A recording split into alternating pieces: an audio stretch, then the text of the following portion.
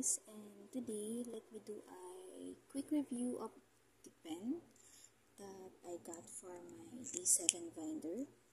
So here's my A7 binder that I use, and this is the pen that I purchased. Yan. So as you can see, pag nilagay natin siya, it fitted nicely.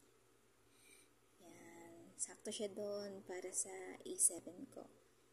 So, test natin yung panulat niya ulit. Actually, nag-test na ako kanina. I-test ulit natin ngayon.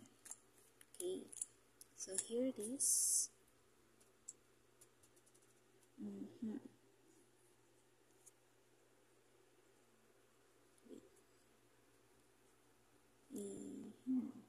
Clear natin. Yan.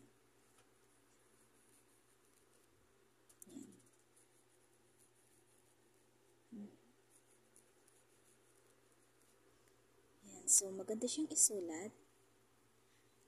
And then, bukod doon, I also purchased a refills.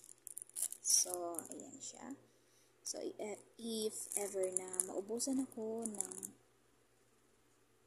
tinta, meron akong pamalit agad. So, once again, here they are. And thank you for watching.